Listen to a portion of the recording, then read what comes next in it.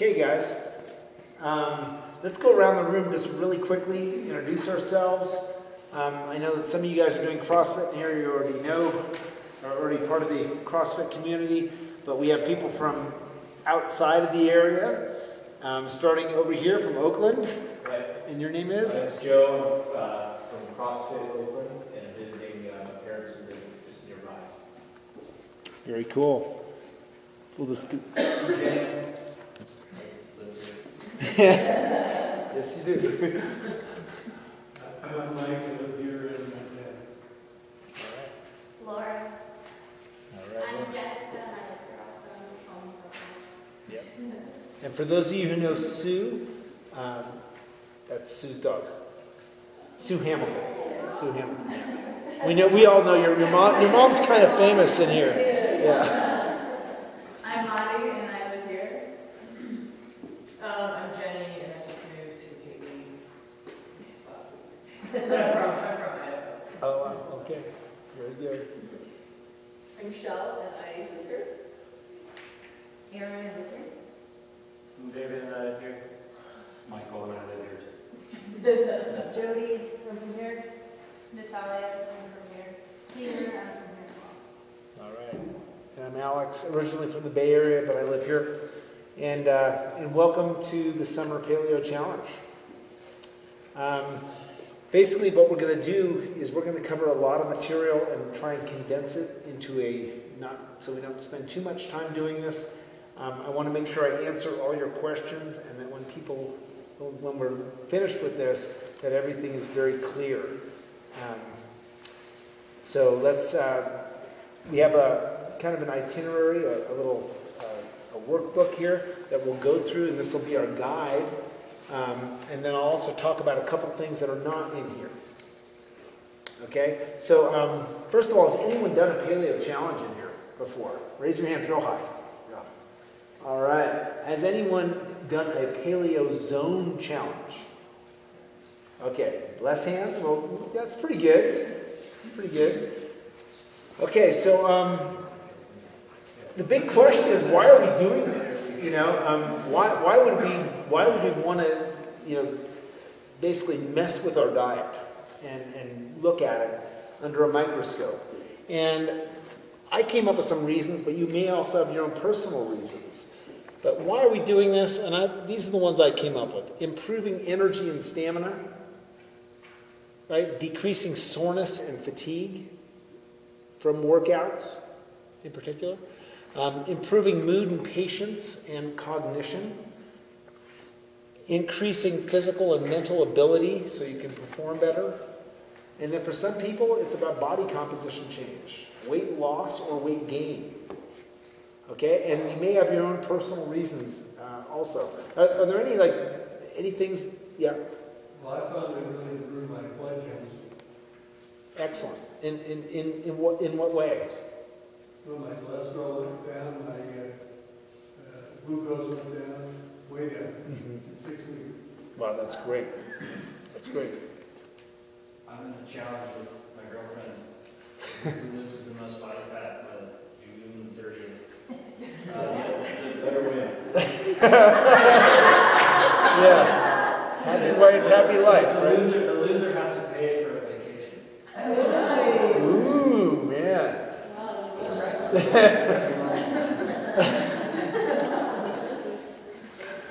Very cool. Well, hey, just a quick look at what CrossFit is, and part of the hierarchy of physical development that we look at in CrossFit. It's how many of you are familiar with this pyramid? Right? This is not like an Egyptian pyramid. This is the CrossFit pyramid, and we're looking at a hierarchy of athletic development or human development in terms of health. And at the top, we have sport, right? Sport is like just doing stuff, riding a bike, climbing a mountain, anything that you would, it could be competitive sport or recreational sport, right? But sport's at the top. And as we go to the bottom, the foundation of this pyramid is nutrition and lifestyle. And that's really what we're going to be talking about today. The stuff in the middle is really what we practice in CrossFit. Metabolic conditioning, getting your body in condition. Body weight movement is going to be So first of all, you get your cells and your physiology, so you have condition and stamina, so you can exercise. Then we look at body weight movements like pull-ups, push-ups, stuff like that. And then we get into weightlifting as we get up there. And then after that, you're supposed to be ready to practice sport. But getting back down to this very important part of that pyramid, tell me your name again? Mike. Mike. So Mike has noticed that there's been a difference in his blood profile, and that's been favorable. And if you think about health, you could look at different stages of health and disease in the body. And this is a continuum, this little parabola. And you can look at what actually affects health and moves you to a favorable state. Okay, so we're going to start with average. Okay, and no one really wants to be average. But when we go to the doctor, they're looking at averages. They want to see a blood pressure of 120 to 80. They want to see a cholesterol of less than 200. And we're not going to really get into cholesterol tonight unless you want to, but that number is an interesting number that they picked that. Other aspects of health, we can put anything under here, really. But important ones, mental outlook, cognitive ability. Are you functioning on all cylinders? What's your day like? Do you fall apart halfway through the day? Physical ability. Are you okay? Average is this, you have okay physical ability. If we went that way toward being unhealthy, and we looked at these things, blood pressure is going to be skyrocketing. It's going to, this is really diseased. 155 over 110. Mental outlook, I'm depressed all the time. Life is gloomy. There's a cloud over my head no matter where I go. Cognitive ability, I can't think straight. There's brain fog. I think I need more coffee even though I'm drinking 10 cups of coffee. And physical ability, well, it's pretty poor. Walking upstairs might be exhausting. Okay, so what most people shoot for is this, average health. Then along comes CrossFit, right? And people are working out like crazy, and you see it on YouTube, and you want to try that out, and you come into a gym like this, and you start doing like some really difficult, strenuous workouts, and you notice that your conditioning starts getting a lot better. And so, what about over here, super health? Super fitness, or whatever we want to call it. And is there such a thing? And how do you get there if there is? And that's part of what that is actually what this challenge is about. It's about attaining a higher level of health than where you are right now. And even really healthy people can get more healthy if they want to. So if we look at these numbers, and I'm going to use my numbers because I had a very similar experience in terms of being an athlete for many, many years and racing. I used to race and lots of training. And my blood pressure was always 120 over 80. It was just normal, and it never dawned on me that that would change. And as soon as I started doing the paleo diet and doing the zone, my blood pressure dropped to 105 over 70. And I guess every time I went to the doctor, I just kept on saying, do it again. I can't believe this. And, how did that happen? And we'll talk a little bit about that. But blood pressure changed in terms of mental outlook.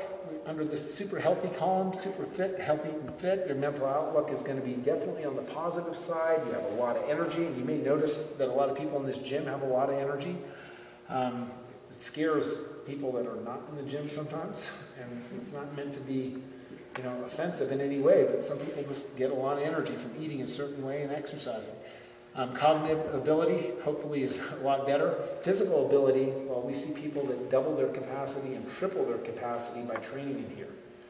Okay, so these are the different stages of health.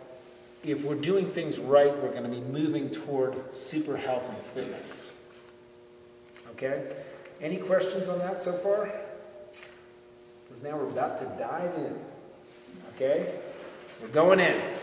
Okay, so if you open up to the first page is basically sustainable nutrition for life. Read through this at your leisure. We're talking about doing something in this next month that has everything to do with creating a lifestyle that lasts a lifetime. This isn't like a one-off. You're going to spend 30 days, you're going to do something incredible, your body's going to change, and then it's over. We want to create something that is actually sustainable, something that you're motivated to keep doing because you feel so good doing it. Okay, so that means that when we go over like the rules and we talk about what paleo is and zone is, and if you're out there, I'm just going to fast forward, you're 2 weeks into this challenge, and you're sitting there stuffing down, spinach or broccoli, and you're hating it, okay, that's not the way to go about this. This isn't about doing something that's totally going to crush you and make you unhappy. It's actually finding a way to become more healthy. So for someone that doesn't eat spinach and broccoli at all, eating a little bit of spinach and broccoli is going to be the way to go. Adding in things kind of slowly so you can actually sustain this. So that's basically what we're talking about on this first page. And then we get into paleo, that magic word. What is paleo? Anybody? Give it to me.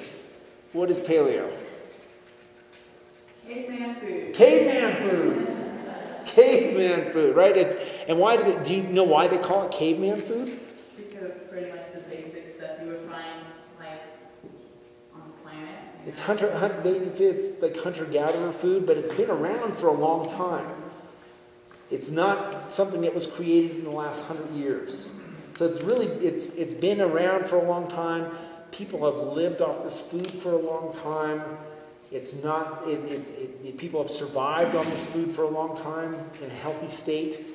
And then we look at like what's happened over the last 100 years, and we've seen that our health has actually declined as a whole, in the world. We see diseases like diabetes, heart disease, syndrome X, all these things kind of pop up and become really prevalent. So this food has been around for a super long time, and modern agricultural foods have been around for, anyone know how long that's been? I mean, there's several periods, but like the last 100 years, things have really changed. But agriculture has been happening for, maybe like 10,000 years. Not a long time.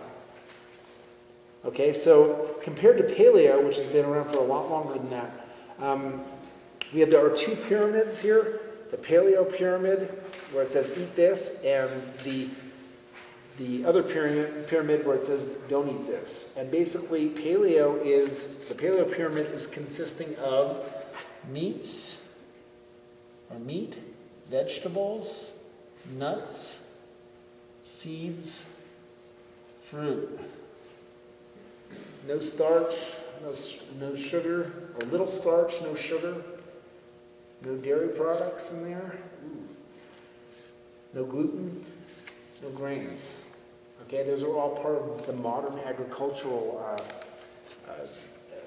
those are products of modern agriculture. And just so happened to, when they came into popularity, we started to see disease.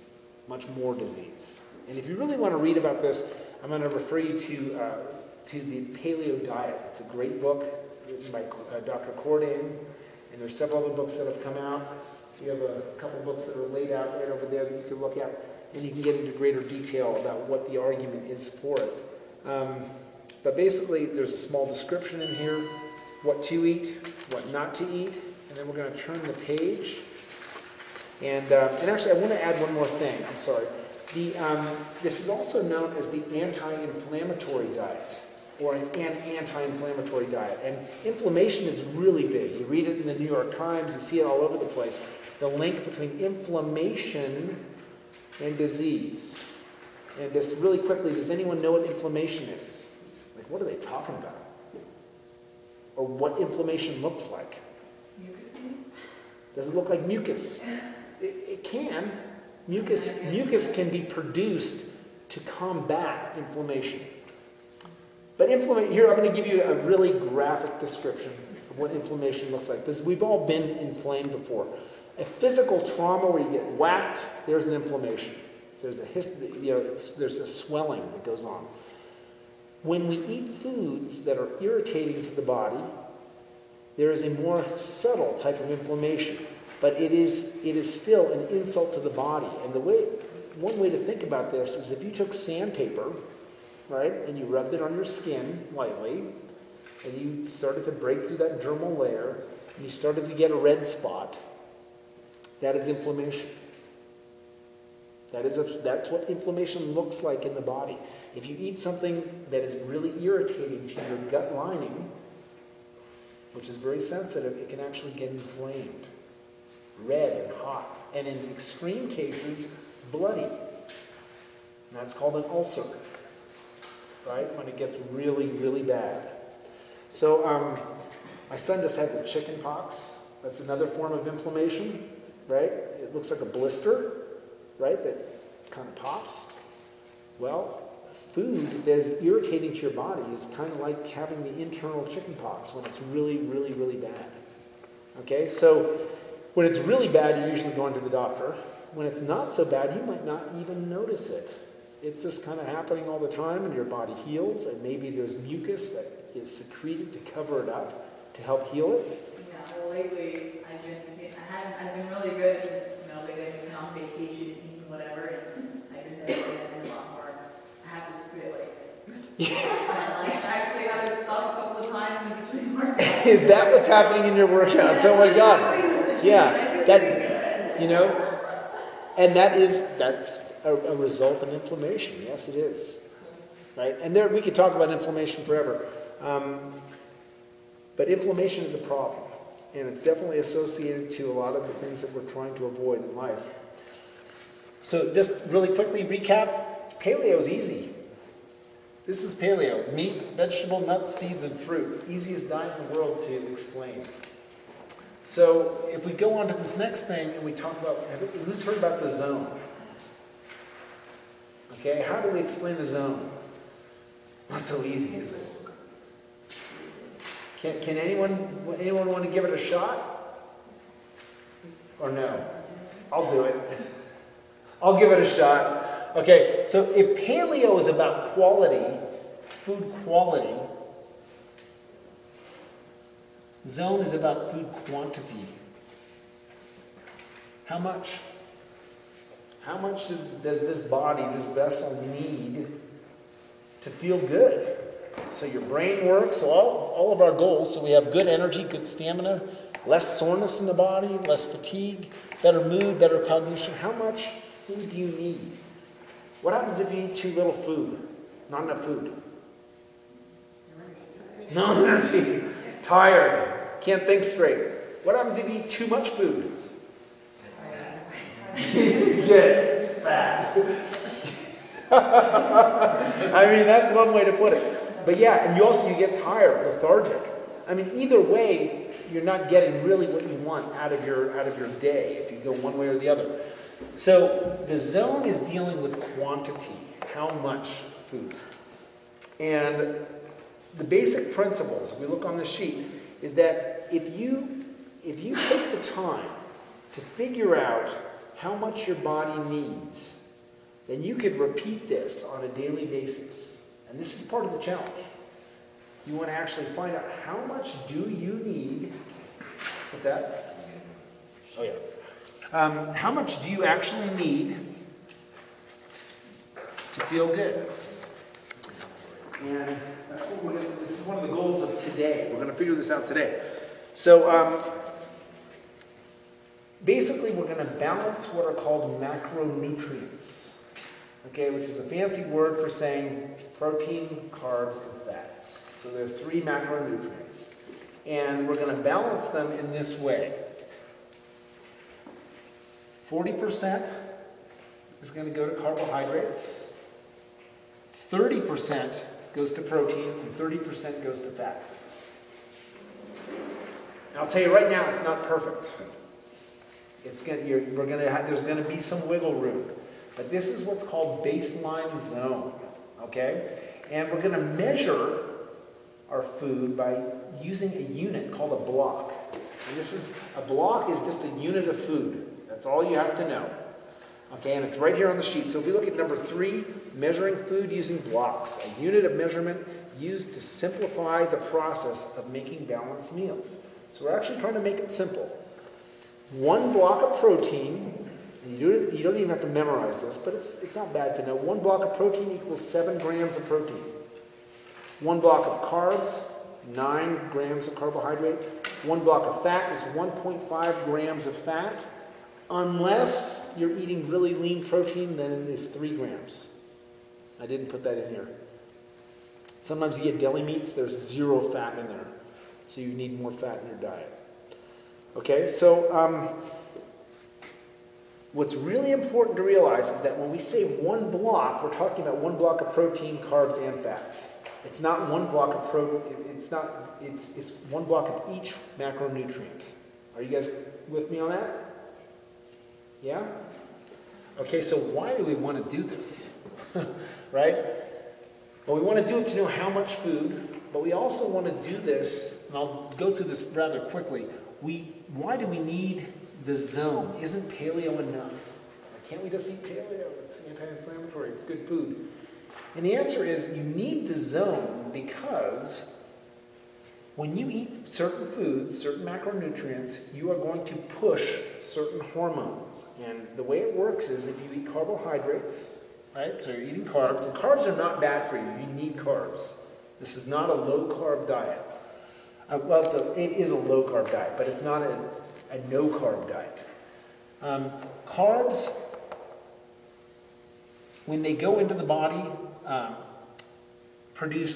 break down into glucose, and you will regulate how much glucose is in your blood with a hormone called insulin. Okay? So if you eat too many carbs, you have to produce a lot of insulin. If you eat the right amount of carbs, you don't have to produce that much. You still have to produce insulin. It's important that you do. You just don't want to have to produce too much. So this is a teeter-totter. This is my version of a teeter-totter. I hope it looks like a teeter-totter to you guys. I'm not a great artist. So carbs produce, if eating too many carbs produce too much insulin. Protein produces a hormone called glucagon. Has anyone ever heard about glucagon? No? So that's the other side of the teeter-totter. Both these hormones come from your pancreas. Your pancreas is a busy little organ, right? It's producing insulin to make sure that you don't get too much blood sugar, because too much blood sugar will fry your brain. Your brain runs off of has a very narrow window. And your body will spare your brain, your pancreas will save your brain until it can't work anymore. Okay, and that's advanced diabetes. So, protein, when you eat protein, you're putting out glucagon. Glucagon increases blood sugar also. Did you guys know that? You eat protein, that increases your blood sugar. But it does it in a very different way. You eat protein, it takes stored carbohydrates out of your liver and puts it into your blood. You eat carbs, they break down, some quicker than others, and they go directly into your blood. So both of these things increase blood sugar, right? And insulin, I'm going to circle it, becomes the key hormone for regulating blood sugar so you don't fry your brain out. Okay, so that's my talk on that. Is that clear? Pretty clear? Insulin and glucagon are secreted by the pancreas. If you don't balance out your food, then you are basically flogging your poor pancreas. You're putting it in a world of hurt. Okay, and that's what the zone is all about. It's getting the right amount of food in so your hormones are balanced. What that means in real speak is that you feel good. You have good energy throughout the day. You don't have blood sugar crashes. You feel good for your workouts. And so on and so forth. So we're going to look at, so the zone, this 40-30-30, that's what we're doing. We're balancing that teeter-totter. So how many blocks? We're just going to cut to the chase and start getting practical. That's all the science right there. Okay? We're going to get practical. We're going to go down our sheet. Number 5, how many blocks do you need? And then number 6, we have a little chart. And this is about as easy as this gets, because we can also run a bunch of formulas to figure out how many blocks you need. But this is the easy way. So this chart, on the right-hand side, it says body type. So I want you to read down your chart and look at body type and figure out what you are. Okay, so we have small female, medium female, large female, athletic, well-muscled female, small male, large male. So kind of figure out what you are. Just pick one. This is not an exact science for picking blocks, but we're not going to be more than 1 or 2 blocks off. Okay? So, does everyone know what they are from the chart? Have you picked one? I can pick it for you if you want. We got a small female over here. So interesting, and you know the names. It's like don't let the names bother you. We kind of are what we are. I put you down, Mike. I'd have you down as an XL. I'd have you down as a large. David, I'd have you down as a large. So on and so forth. I'm not going to do this with women. Right? But you guys get it? Right? We're going to pick blocks. This is looking at how much food you need. Now turn the page around. Turn the page around.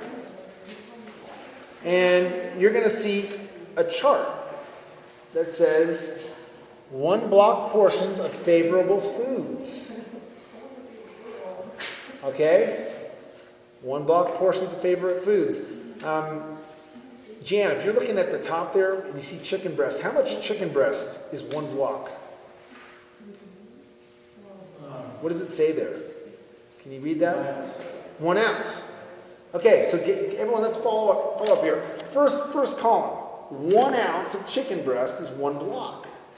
Okay? So we're going to put together a 1 block meal right now. So we're going to have our chicken breast. That's going to be what? Our carb? Protein. Our protein, thank you. Okay. Let's get a carb. Let's throw a carb in there. Who wants to pick the carb? Spinach. Ooh, man, spinach. Holy Toledo. How much spinach do we get for 1 block? 4 cups. We get 1 3/4 cups of cooked spinach. How about raw? Try 4 cups. 4 cups of spinach raw. That's a mighty salad. That's a mighty salad. That's a lot of good food right there. Right? Okay, so what are we missing? Fat. Okay, so how are we going to build that? Let's put in 1 block of fat. 3 almonds. 3 almonds. Woo! All right. 3 almonds. Is that a negative or that's just 3? It's about 3. That's the about sign. Okay, so that's a 1 block meal. Okay, so the 1 ounce chicken. Okay, I thought you said 3 ounces of chicken. That was 3 So we just built a 1 block meal. Okay, that was a 1 block meal, right? How would we make it 3 blocks? What's that? Times everything by 3. Right? It might, this might seem simple, but and that's because it actually is. It is simple. What's that? 12 cups of spinach. 12 cups of spinach. Now we have an interesting dilemma here. We just made a salad that has 12 cups of spinach. How do you think you're going to feel after that? Let's be honest. You're going to feel, actually, is that too many vegetables? I think it's too many vegetables. That's a lot of spinach, right? So what are we going to do about it? Eat oatmeal. Eat a pear. Eat oatmeal. Right, we're going to mix it up. We're going to mix it up. Here's a rule of thumb. Here's a rule of thumb. If you don't have a meal that does not have 1 block of vegetables in it. Always have 1 block of vegetables in every meal. Okay? Well, and we'll talk about that. What do you fill in? Okay, so basically we just wanted to get to the point where we could do some tricks with the zone, but we just want to understand it right now. Okay, so that we just built a 3 block meal. And that was not that hard. Right? And this is how you're going to do it. You're going to take this chart and you're going to put it on your refrigerator. Or you're going to make copies of it and put it around your house and start putting meals together like this. Okay? Question, Sure. you've got 10 items on here, at least, that I consider no-nos.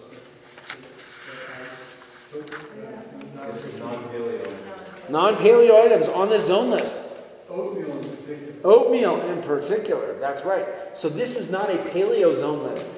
The zone, this is the cool thing about the zone is that you can eat Twinkies on the zone. He's not talking about food quality. Barry Sears went to great, you can eat jelly beans on the zone, right? And we know that, 2 jelly beans or 3 jelly beans makes 1 block. But we know that jelly beans are made out of pure sugar, and we know that sugar is not part of an anti-inflammatory diet. It's actually very inflammatory. So all of a sudden, when you start doing paleo and zone together, we're talking about food quality and quantity, and it starts to change the picture. It changes it a lot. Okay, so the zone, this is a zone chart. Now, for the people that are doing this challenge, I'm sending out, the people that are in the challenge, hook, line, and sinker, you're doing it for 30 days, you're getting a thing in the mail. It's this, it's called the Paleo, it's a quick start guide to the to a paleo challenge. It's from a company called Paleo Plan, and as a gym owner, I've licensed this and used this in other challenges. It basically describes everything paleo. It also gives you 6 weeks of food programming that is paleo. Right? So you can follow this exactly. If you want to be, it gives you shopping lists, and it gives you 6 weeks of food in here. And there was a guy, who knows Dirk Zondag? You know Dirk? Okay, so you can talk to him about it. We did a challenge about a year and a half ago, and Dirk did exactly that. He followed that whole thing for 6 weeks. He won the challenge. That was when we were doing competitive challenges. There was a first, second, and third. He had the biggest change, and that's what he did. He didn't even do the zone. He just did paleo. But his diet, if you also know Dirk, he spends a lot of time drinking beer. And so he took the beer out, and there were a lot of things. Could he have done better with the zone? He would have even done better. So I don't want to say the zone is important. But anyway, so that comes along with that. There's also I want to refer you to a website which you can Google called the Paleo Zone Calculator. And so you might want to write that down. You can find it. Again, to the people that are in the challenge, that'll come in an email. All this stuff is coming. And the Paleo Zone Calculator is a zone chart with only paleo foods. You can go onto Google and Google zone charts, and you can get a lot of zone charts. There are a lot of them out there. And they're pretty much similar, but they're not completely similar. Okay? You could also go to Barry Sears, The Zone, and go through his book. And there's another zone chart in there too. So I don't want to confuse you with that, but there's a lot of information out there. What's important is that you latch onto something, because what you're going to find is that we're going to do baseline zone, and then as we're going through this challenge for 30 days, and you're coming into the gym, we're going to be talking. And you're going to be telling me, or whoever's coaching, what's going on, and we're going to make little tweaks. Because when we went to this chart right here, and we picked who we were, large, extra large, small, female, is that an exact science? No, it's not. But I've also run some calculations on people, and you're always within a block, one way or the other. And then within that block prescription, so let's say I'm a 17 block, I eat between 15 and 17 blocks. When I go through the zone, when I look at the zone, I'm supposed to eat 20 to 22 blocks. And when I go to paleo foods, and this might be interesting for you guys, there's no way. There's no way I'm eating 20. It's so much food. And I have some examples here so you can see what it looks like to go through a day. And you'll see why you can't eat 22 blocks unless you are freaking He-Man exercising 5 hours a day. So if you don't work out every day, are you adjusting the amount of blocks you eat on your recovery days? That is a great question. do you adjust your blocks? If you have a day where you're recovering and you're just going to sit there and not do anything all day, do you need as many blocks as on a day where you're killing it? You know, it's your 5th day of working out. And the answer is you do need to adjust your blocks. Within 1 or 2 blocks. Right? And so part of this, again, that's stuff that we're going to answer it's stuff that I can't answer in the lecture right now because it's a little bit of a moving target. Right? And so it's a wonderful thing to actually start to figure this stuff out. In the beginning, so I'm going to show you some of these examples. I think that this is the easiest way to do this. So you think this chart would be a workout day or a non-workout day? That chart is a baseline. It's called baseline zone. This is what you're going to work off of. Right? So if you are 12 blocks, so Jody, I'm guessing you are 12 blocks from that chart and from knowing you. Okay. 12 blocks. Okay. Maybe 13. Okay. Let's say you come in, you do Fight Gone Bad, and you go on a hike. And that night from dinner, you are hungry. You may need to eat 14 blocks that night. And then you go home and you have you have this day in the office and you're just not doing a thing, you're not going to work out. You may need 12 blocks that day. Okay. Right? So there's a little bit of variance. Should you be eating 8 blocks? No. That's called starvation. And that's not what we're going to be doing. So let's just take a look at a couple of meals here. I made 3-block meals, and they're going to be up here. You can actually come up and look at them. Check this out. This is actually pretty good. This is 4.5 ounces of salmon, which is 3 blocks of protein. It's 1 apple, and it's a large apple. It is 2 blocks of carbs.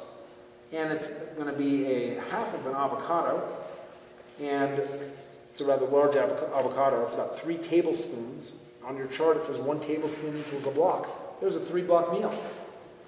So if I'm a larger male, right, because I eat 4-block meals. I'm just going to add the zucchini in there, have a little bit more avocado, right, and have a bigger piece of fish. Expand it, right? This would be a great breakfast, by the way. You ever lived in Europe? Eat fish for breakfast? There are a couple other really interesting ones here, too. This would be more like a lunch thing. You have some cooked Brussels, blueberries, and turkey. 3 ounces of turkey, 3 blocks, 1.5 ounces of cooked Brussels, that's 2 blocks of carbs, half of a cup of blueberries, and 9 almonds. Throw in some almonds, there's your fat. Right? So it's all being made off of, I made all this stuff off the chart. It's right in there, right in your handout. And so, I just want to pull this one out. So I love this one. I'm going to pull this one out, and I'm also going to throw this one out here. How many blocks in this little thing of orange juice? 6. You looked. So sneaky. That's 6 blocks of carbs right there. That's 3 oranges to make that thing. Right? So that's 6 blocks of carbs. Wow, that's compact. Do you not want to ever drink this? When could you drink this? Maybe before. When would it actually really help you out? Right after workout. Before workout. Right before workout. So you're coming in here and you're like, wow. And I have a whole little section there we'll talk about before workout. But that could be used. If you pump a bunch of sugar into your bloodstream and you're driving your car into the parking lot, you're getting in here and you're hopping on a rower, are you going to produce a lot of insulin before you start using that blood sugar? No, you're not. You won't produce as much.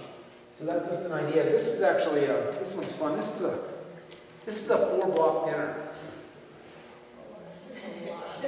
That's a lot. That's a lot of food, right? So all of a sudden when we do paleo, and I'm supposed to eat 22 blocks on the zone, and when I do paleo, I eat 17 blocks. There's a small little blurb in your handout about longevity and caloric restriction. This is not a diet where you're going to be going starving, but it's interesting. In research, first of all, there's no research that shows that exercising a lot makes you live longer. I mean, I kind of think it does, but, and I knew Jack LaLanne, who died at 96. But there's no research that says that. But there is research that says that a caloric diet and longevity have a strong correlation. And that kind of makes sense. Wow, if you're putting stuff into your body and it's easier to process, your organs are going to last longer, right? So, yeah, so you end up eating less calories when you do a paleo zone type of protocol. But 4 cups of spinach equals 1 block, right? I didn't measure out how many cups, but that's a lot of cups. This is 2 eggs. There's some sardines, for those like sardines. 4 cups of spinach equals 1 block. An apple, a pepper, and let's see, 1 1/3 teaspoons of olive oil. These are 4 blocks of fat. So there it is. That's a huge meal. That's a hungry man meal right there. Okay. Any questions so far? You guys understand the zone? It actually is not complicated. When you read Barry's book, he gets a little bit more into it. There's a shopping list in here that makes a suggestion about good foods and bad foods, and we're looking at glycemic, low glycemic versus high glycemic. Remember, this is zone stuff, so it's not going to be all paleo. It's not going to be all paleo. But I want to just make one quick drawing here that hopefully will illuminate what we're talking about. That I means insulin. I is for insulin. This is going to be time, okay?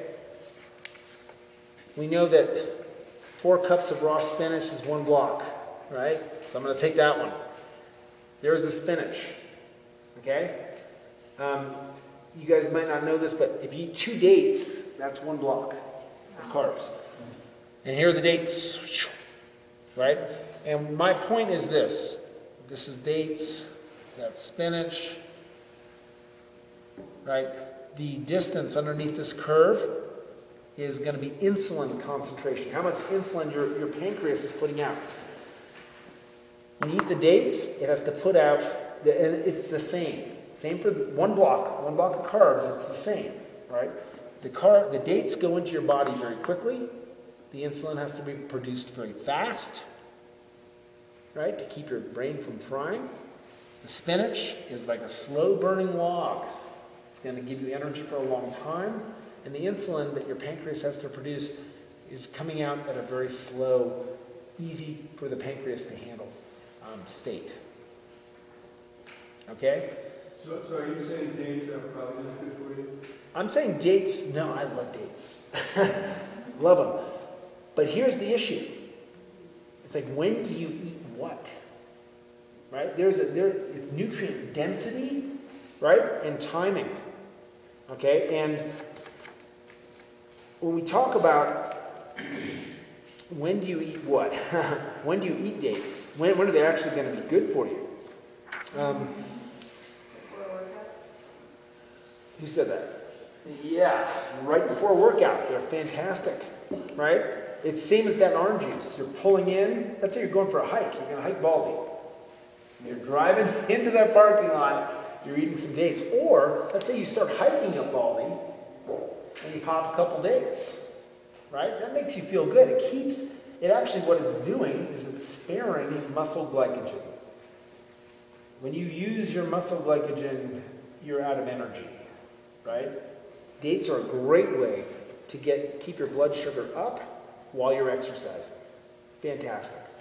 Other good ones are raisins, bananas, anything super starchy that goes high glycemic. So high glycemic foods around exercise can be very, very good, and they can make your exercise better.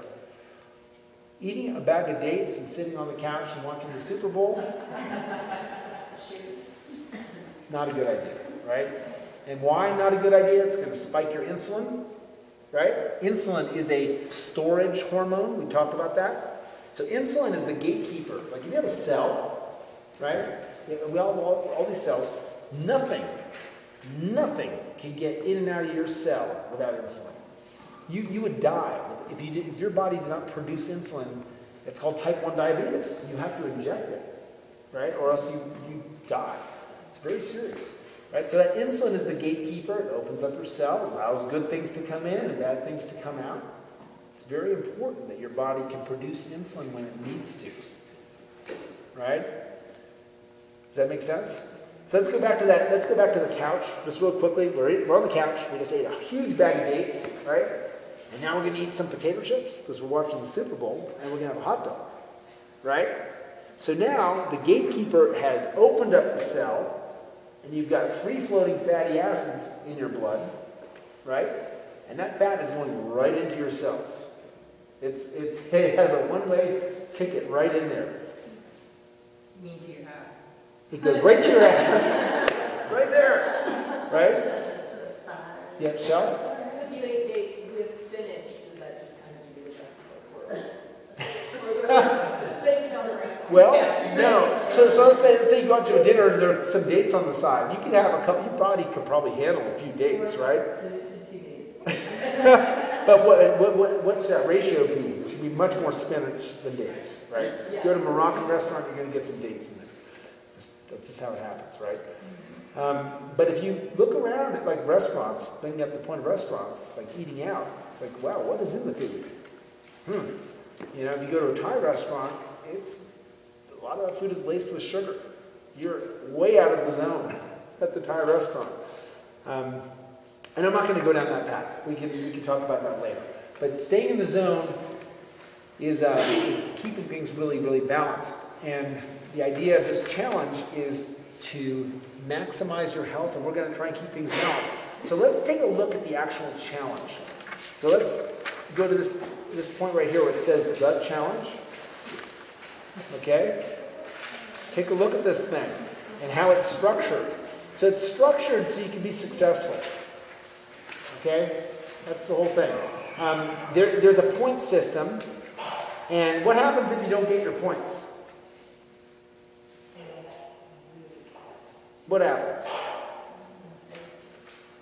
You have to wear a big L. No. Nothing happens. Nothing happens. Okay? Except you didn't get your points, right?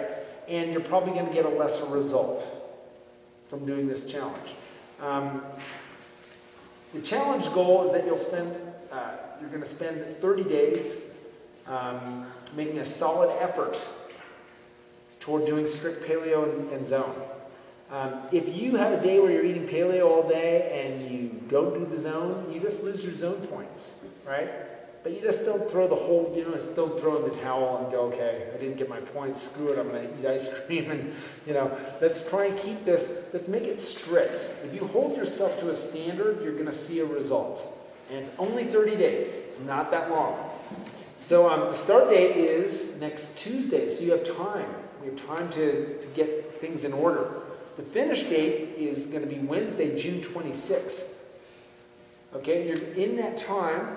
For the people that are doing the challenge, we're going to send you through email a food journal and a workout log. Right? So you're going to log your workouts. You're just going to scribble them down, and you're going to write down what you're eating. You just need to scribble it down. 3-block meal, spinach, eggs, almonds. Done. Right? And the reason why we're going to write it down is when you have questions and you come in here and you ask your coach is going to go, well, what have you been eating? And then you're going to go, here's my food log. And then it's going to be really easy. We're going to be on the same page. It's going to be easy to make adjustments and get you in the right direction. So Thursday the 23rd, which is tomorrow, right? Participate in the pre-challenge performance test. That's happening in here. It's Fight Gone Bad. It's a great workout. Whether you're doing the challenge or not, you should come and do it. And that will be our pre-challenge performance test. Wednesday the 26th of June, a month later, we're doing it again. Okay, and that'll be our post-challenge test. See what happens. We're taking before and after photos. Everything's set up here in the back.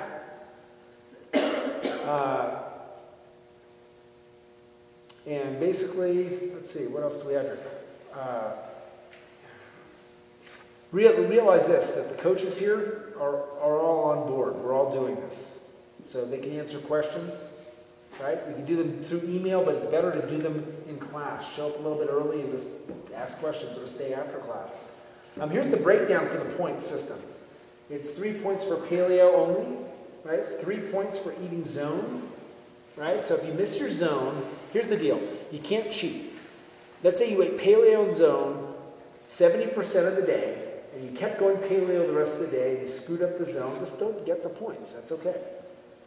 Okay? But if you want the zone points, I want to be clear, you got to go all the way with it. Got to get a little bit, you know. If you do 70%, you don't get 2 points. You don't get your 2 points. No, you can't do it that way. It's just, you know, these are just points, right? But at the end of this, let's see if you guys can get to 90%. Get 90% of your points. You get 3 to 5 points for doing CrossFit workouts, right? So if you drop under 3 workouts, it's no points, right? 3 workouts, you get points. 4 workouts, you get points. 5 workouts, you get points. Why don't you get points for 6, 7, 8, 9, or 10 workouts? Anyone know? This is freaking too much, man. Unless you're Mike Hurlinger, right? There are a couple exceptions where people actually respond okay to that. Okay, 1 point for spending 15 minutes a day doing flexibility and mobility. You could use part of your flexibility training in here for those points. But do we do flexibility for 15 minutes? No. So you got to add on a little bit of extra. Stay after class, do another 5 or 10. Sleep at least 8 hours a night. There's another point. Drink a minimum of 50% of your body weight of ounces in water. Right? What does that look like? Fill those 3 things up for me, and that's my daily ration of water. Right there. I'll make a strong suggestion that I think, you know, people that fill up water bottles, it doesn't work. You can't count your water bottles unless you really, well, maybe you can. I can't. I'm going to suggest that you fill it all up in the morning, and when you come home, I just so happen to be 190 pounds, and it just works out to 3 of those. That doesn't seem like a lot. It doesn't seem like a lot, does it? No. So at least that. If you want to drink more, that's great. I can tell you that I have a hard time drinking that sometimes. Yeah. You know. So what about the peeing thing? Here's the deal with water. Get it in you when you wake up in the morning. Yeah. Here's my deal. Wake up in the morning, that goes down in the first half hour. Done. This one's done before noon. Done. This one's done before 3 o'clock. Done. I'm done drinking water by 3 o'clock. Wow. Hopefully. And maybe there might be a little bit afterwards, but not a lot. And then you're not peeing all night. Right? And you're using it. Okay, let's see, what else do we have? 1 point for consuming omega-3 fatty acids, fish oil. Anyone know why? Who takes fish oil in here? Why are you taking it? It's good for you. Because it's good for you. Because it's hard to get omega-3s in our diet. There are a lot of things. This is another discussion, but the soil, the way things are grown, it's just difficult to get certain things that it's not around like they were 100 years ago. So omega-3s, you could read more about this. You could Google omega-3s. You could look into it. But 2 to 4 grams is a. And I'm not a doctor, so I'm not putting this out there saying that's the magic number. But when you do research, and you look at people that are calling themselves professionals, like Rob Wolf would be one. They're going up into the 6 to 10 grams of fish oil a day. So 2 to 4 is a very reasonable number. It's definitely not overshooting. Okay? So if you decide to go off the wagon and you go to McLean's Pizza and grab a pizza and have a beer, 0 points for the day, you get nothing. Okay? Sorry. It's tough love. So there are 300 points available over the course of this challenge. At the end of the challenge, you're going to bring in your points thing, and we're going to look and see if you got above 90%. So that's what you want to strive for. We'll help you figure out your zone block requirements. If you need help at any time, if you are feeling weird doing this, seriously, if you're feeling, this is very serious. If you're feeling weird, there are a couple things that could be happening. One is that you may be detoxing. For people that have a really bad diet and they go to this, I know I had a kid that for 2.5 weeks had diarrhea and was feeling terrible, and he had acne breaking out, and I was like, oh my God. And then he started feeling great. Right? I know, it's kind of disgusting. Since we're on the form of, since we're talking about disgusting things, what happens when you're eating a lot of vegetable matter and drinking a lot of water? In terms of, back in the 8th grade, right? What happens is your poops change. And that's normal. Your poop is not supposed to be a Lincoln log that is compacted together, held together by, flour. Right? You take the flour out of the diet and you put vegetables in, it's going to change. And that's not a bad thing. Okay? That's not a bad thing. Okay? I just felt like I had to put that out there. Because some people find that alarming. They don't see it coming. Okay, so so let's see, where are we here? So basically, review of the paleo diet, right? Meats, veggies, nuts, seeds, fruit, no sugar, dairy, grains, legumes, or alcohol. Ooh, I said alcohol. Right? Ouch. Yeah, no alcohol in the diet. Sorry, tequila is not paleo, even though it's from a paleo plant. It's fermented, right? Zone diets, 40, 30, 30. Right? Meals must be balanced using the block system. You're going to have to weigh and measure in the beginning. Here's the scale. You can buy your own scale. You're really nice if you borrow mine, right?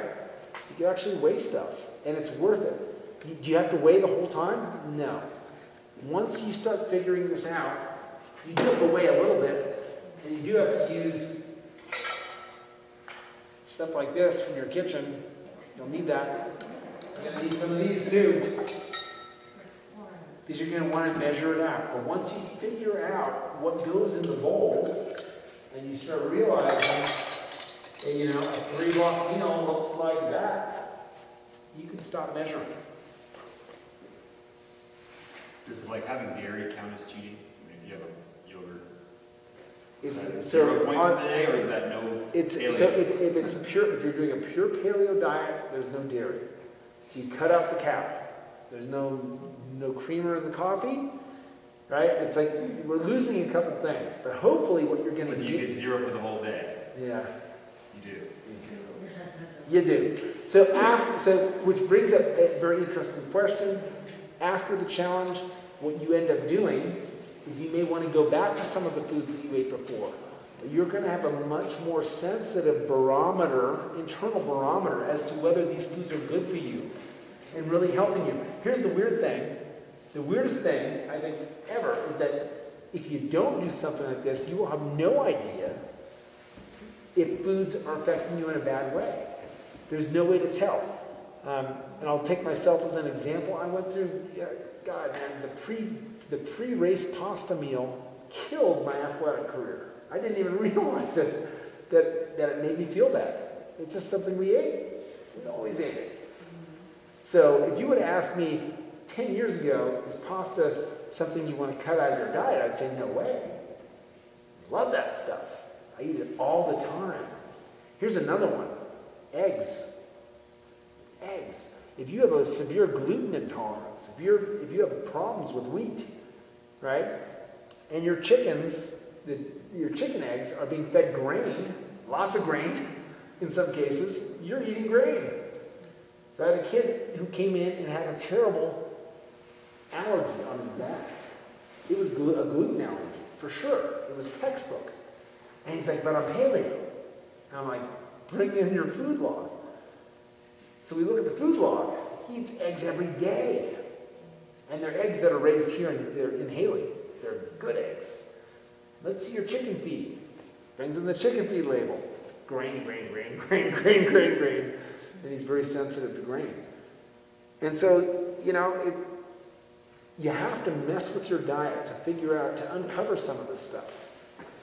You know, and so, and I love Greek yogurt, by the way. I just love the way it tastes. It's so easy in the morning, you know, and you put your fruit in there, and it's delicious. And I eat it for a while, and then it slows me down. You know, bummer. So is eggs out, or we can do it? You can do eggs, but don't, the foods that you may have latched onto and made that may be the staple of your diet, may actually, you need to investigate them and make sure they're really good. They're really working for you. And also, maybe take, in this 30 days, make this a time to try some new stuff. You know, the fish for breakfast is actually not that bad. What about the progenics? I'm going to get to that. But coffee's okay. Love coffee. I don't see that. Black. Yeah. Black coffee. When you get your paleo plan, With whiskey. it's going to say no coffee. Okay? Yeah. You can have coffee. You can while it's processed, and it's caffeine. It's caffeine. Yeah. And it's a bean, and it's been roasted, and therefore, yes, it's been altered. I don't know. We could have a vote in here, coffee or no coffee. I think a little bit of coffee is okay. Let's not take everything away. Right? A little bit of coffee, but here, I will put this out there. If you're drinking 3 cups of coffee a day, let's examine that. Because there's something wrong. If you have an 8 to 12 ounce cup of coffee in the morning black, and that kind of revs you up in the morning, and then you're good, and you're good for the day, it's probably not the worst thing. Coffee is a stimulant, and if it was invented today, it would be under government control. It probably would be. I mean, luckily it's been around for a long time. So the FDA, so it's okay. Let's see. Let's go a couple steps further. There's a really interesting section here. This is really important. Keys to success. Having the right food on hand. Right? I want you guys to read through this. But the idea is, if you're going to eat paleo and have vegetables and fresh meats around, you need to go shopping probably twice a week. Pick I like Sunday and Wednesday. It's the best for me, you know. And when you cook, you might want to also start cooking in bulk. Like buy them. You know those big bags, you get them at the Albertsons down in Haley. And I don't know if anyone sells them up here. These big bags of cut broccoli. Love them. I will pay double for broccoli if it's cut and washed, and I can just throw it on a cookie sheet and I cook up a whole bunch of it. It's just so easy. So start investigating the supermarket. Shop on the perimeter, the outside of the supermarket. The stuff in the middle, it's not going to be paleo. You don't want to go there. Okay, so vegetable section, meat section, nuts and seeds. Yeah. Get organized. Get one of these. This is probably the least expensive plasticware. Now it's plastic, and there are issues with plastic. We won't talk about that right now, but you're probably better off with glass. But if you're going to go plastic, this is pretty simple. Have lots of containers with matching tops. It is the most aggravating thing in the world to sit there and start blocking out your meals and your tops don't match. It's terrible, right? It's like getting socks that don't match. It delays your day. You don't need that. Lots of different sizes. Have a good thing for water. And then this becomes your new best friend. Right there, your bag. You put it in the bag. It's pretty simple. And you carry it around. And that's not good enough. You actually have to eat it. Right? So when you come home at the end of the day and all your food is in your bag still and you didn't drink your water, that's not good. Right? So, but getting organized is enormous. It's a huge part of this. Okay, any questions on that? Are we pretty good? Because we're going to go on to the sports nutrition part of this, and then we'll wrap it up. Natalia was asking, what about progenics? Is that allowed? How do we, if we're looking at doing CrossFit, working out hard, there are going to be a couple things that are not going to be paleo, but maybe in line with improved energy and stamina, less soreness and fatigue, improved mood and cognition, and increased physical and mental ability to perform. Okay, and so that's when we get into this stuff. So by the way, there are a million different proteins out there. They are all not as good as food. They are not food. They came from a food source at one time, but they've been pulverized and who knows what, and made into powder. Okay, so why would we even want to take a powder into our bodies? And here's the answer to that. If you go to your second to last page, there's the idea of PWO, post-workout optimization. Okay? If you notice, when you first started doing CrossFit, right, and you did a CrossFit workout, right, and it knocked you out for 6 hours. You remember that? Everyone was there at one time, right? You did a workout and it disturbed your physiology so much that it took you like 6 hours to recover. Don't tell me I was the only one. Yeah. Right? You guys have felt this, right? There's a point when you exercise that your body becomes starving for nutrients. It is ripe to take things in.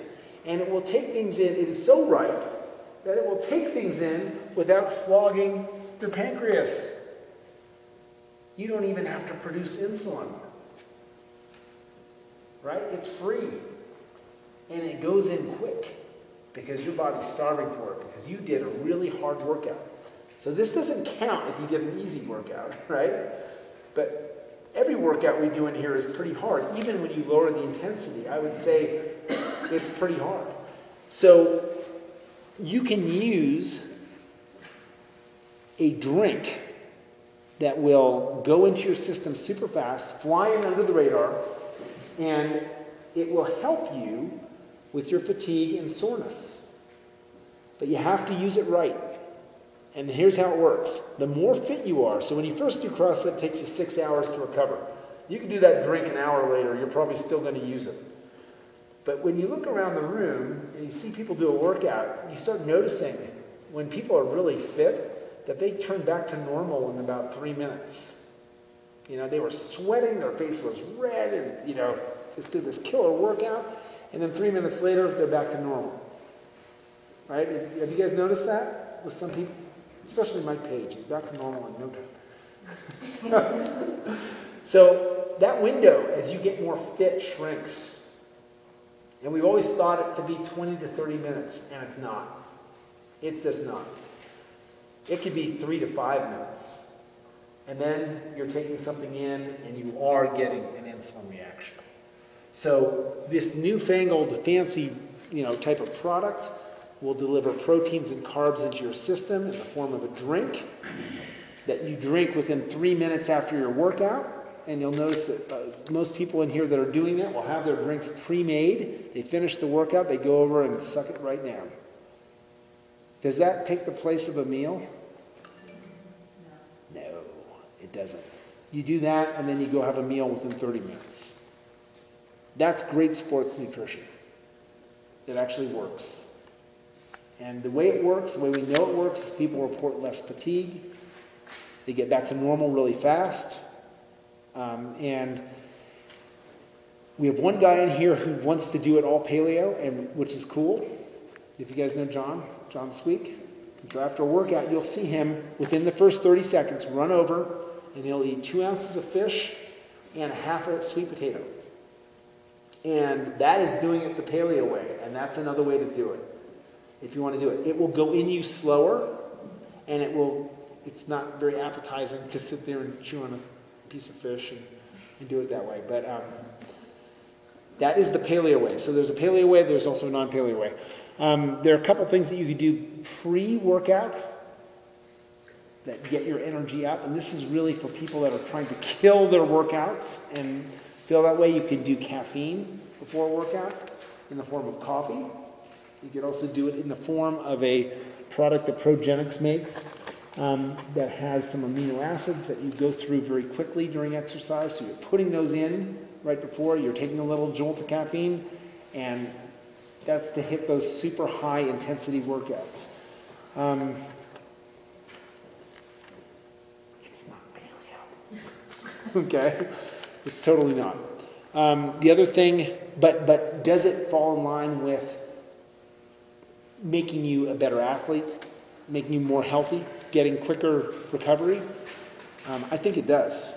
And you have to be the one that answers that question. So how does it fit in the challenge in terms of if I don't eat something? Here's if you look at the first page of the challenge, so you're not going to be penalized for doing that. You will be, how about this? You're penalized for using that as a snack. That is not a meal replacement, it is not a snack, it is an effective recovery tool, and you got to treat it with respect, or treat your body with respect. If you do any one of these things, if you do these things, as a meal replacement, you're pumping your insulin, you're doing yourself an injustice. It has to be done right after exercise, or else this doesn't work. The last one, there are two more. This is a new product that they make. It's made out of casein. This is a nighttime supplement that you use. You drink it warm. So you make it like hot. It's like hot chocolate. It's a casein product. It's a slow absorbing protein, and it has tryptophan in it. A synthetic tryptophan. It causes deeper sleep. Creates deeper sleep. There are a couple of us that have been using it, and it's been very favorable, and I wake up really skinny. Skinny as in good night's sleep. You burn body fat while you're sleeping. So it's very important if you have sleep issues. Also, did I mention that sleep was part of this challenge? At least 8 hours of sleep? Okay, we got that. So these are products out here. I have a bag of the recovery open, and you guys can try it. It's just sitting there on the desk. So if you want to try the recovery, I don't have the other ones open. Other things that are supplements that are going to help are going to be Pure Pharma is a great company. A lot of CrossFitters are using it. And the thing about CrossFitters using stuff has a lot to do with they can choose whatever they want. And I think that within the community, Progenics and Pure Pharma has gotten a stamp of approvals in terms of supplements. This is a vitamin D3. There's a mineral supplement that has zinc, and it also has magnesium. Magnesium is almost impossible to get enough of. And if you're working out really hard, magnesium creates relaxation in the body. It's really nice to take a magnesium supplement. It really helps. This is your omega-3s. These are Pure Pharma recommends them as a trilogy, doing all three. And there's a synergistic thing. You can read about it if you want in one of their pamphlets. So none of that stuff, nothing here is paleo except for the banana, dates, raisins. That's our pre-workout stuff. You can use a coconut water, right? And when would you be drinking this? Right before. You're driving into the parking lot, you drink half of this thing, you run in, do your workout. Okay? So there it is. Open to questions. Are there any questions about Paleo Zone? How many blocks you should be eating?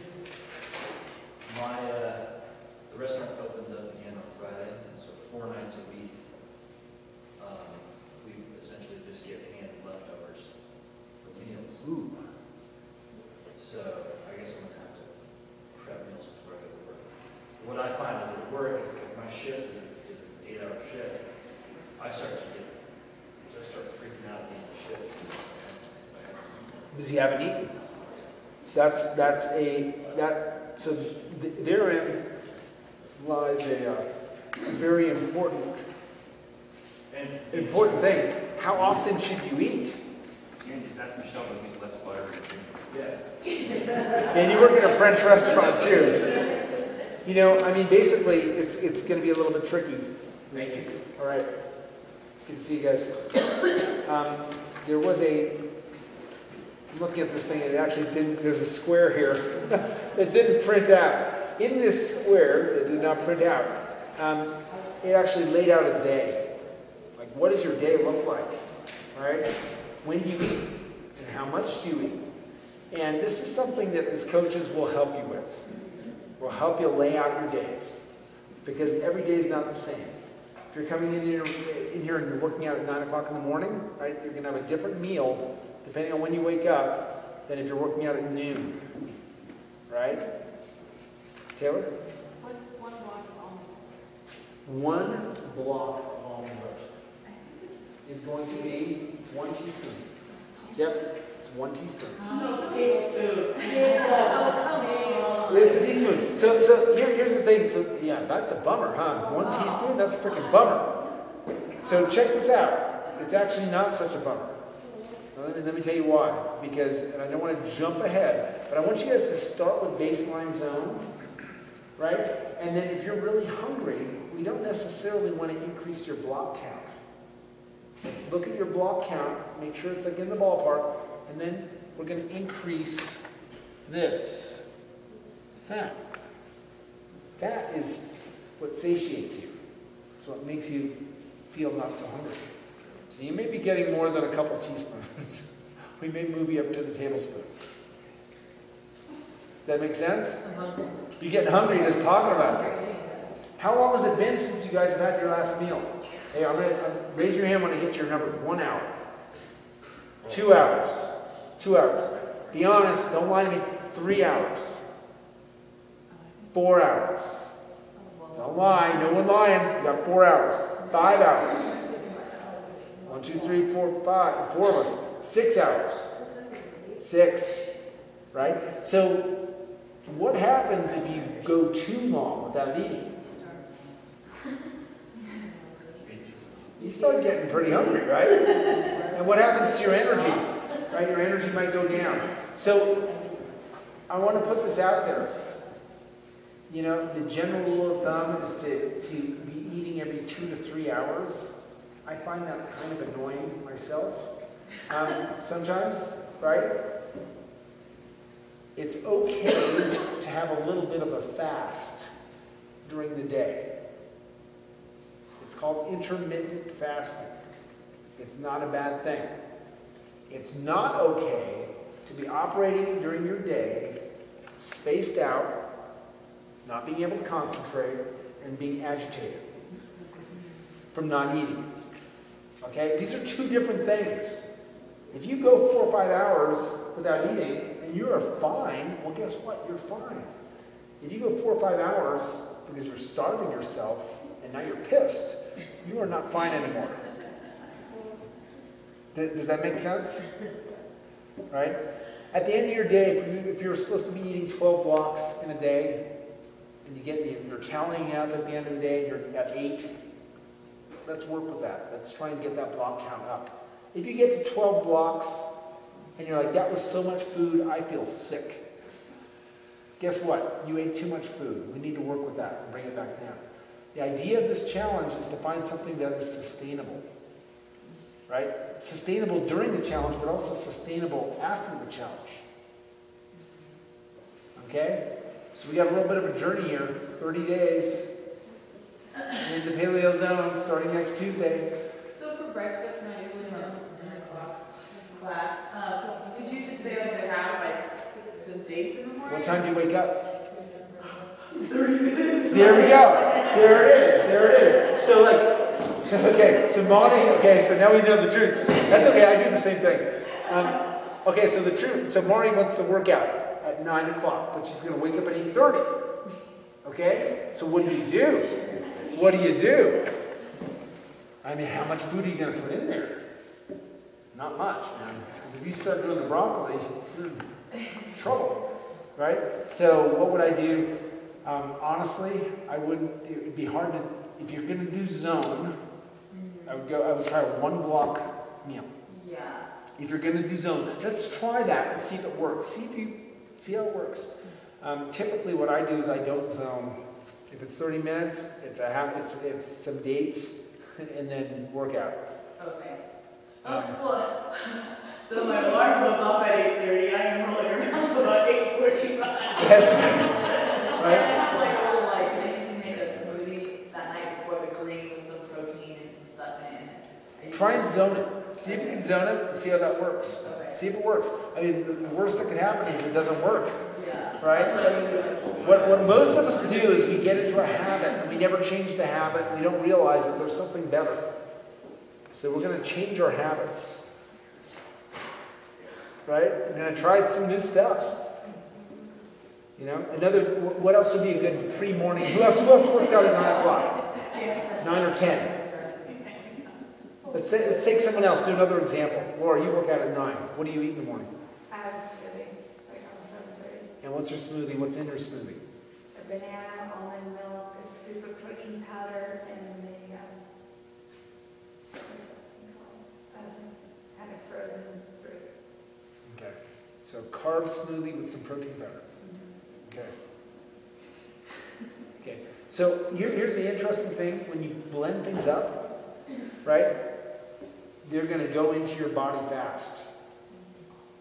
Right? So they'll go in really fast. So you want to do something like that maybe as you're driving in. Well, yeah, you throw it up. You know, let's play with that. Let's stop doing the smoothie and try something else. I'm not sure what that's going to be. We'll talk about it. You love your smoothie. Okay, I don't want to take it away from you either. It might be that what you're doing is actually working, but there might be a better way. Right? I just want to keep putting that out there. Right? Aaron, can I put you on the spot? Yeah. What do you eat in the morning? Three egg whites, lox, and onions, and maize, and then an apple or an orange. Okay. It's interesting. Let's go around the room real quick. I love to hear what people eat. Mike, what do you eat in the morning? A smoothie or eggs. Smoothie or eggs? Kurt, what's your morning go-to? A bowl of raisin bran with banana. Ooh, raisin bran and banana. I used to love that. Anyone else want to share? Jan, what do you eat in the morning? 2 poached eggs, about a half cup of black beans, and some cottage cheese. Wow. Okay. Skinny mini. Vegan. Vegetarian, right?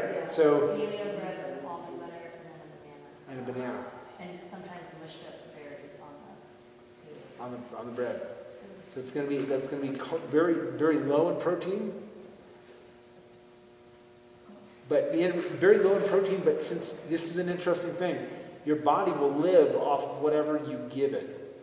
And if there is any protein in that almond butter, if you are vegetarian or vegan, you don't have a lot of any animal protein coming in, your body gets really good. I'm not saying anything bad about anything, but your body gets really good at extracting proteins out of things that a meat eater probably wouldn't be so good at getting the protein out of. You build up enzymes in your body. It's like really sensitive to, it's going to take what it can to make things good. Anyone else? Breakfast? I have a question for you. Mike? Have you counted how many blocks are in carry from other coffee companies, paleo food and cheese? Yeah, we blocked it out at one time, and those paleo desserts, those paleo desserts you see all over town came out of a 5-week CrossFit challenge 3 years ago, where Joan Razor, I'm going to give credit, Joan Razor, this lady who lives down the Haley, made these paleo. She found a paleo cookie mix, and she brought it in, and it's amazing how much what lengths we will go to, I make a bunch of paleo. to do paleo, but those cookies, and this is nothing against Carrie or Joan, because I love them both, and I love those cookies, by the way, I think they're great, but they're not paleo. Not really. I mean, not by the definition of paleo. So, they have honey in them, they got, there's syrups, there's sweeteners, could you do better at home? Can you make a great paleo thing at home? Yeah, let's go for it. Let's figure out some good paleo desserts. Who would be up for having, at the end of this challenge, a paleo potluck? Let's do that. At the end, At let's the have end. a pizza party. What the hell? At the end. Let's have a pizza party and watch everyone pass out. Somewhere in the challenge, we'll try and get that going. So you guys, if you have a chance, just look at these meals up here before you leave. Just take a look at them. They're all labeled. I think ideas for how you put this together and being organized, I think that's the hardest part.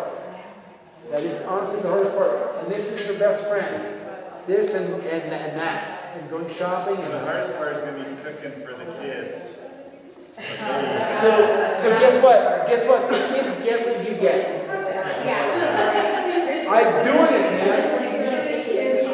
I get so much flack. You don't have a wife anymore that cooks the meal. Oh. We need to get her in here. Good luck with that. Yeah, that would be tough. All right, Mike. Good job.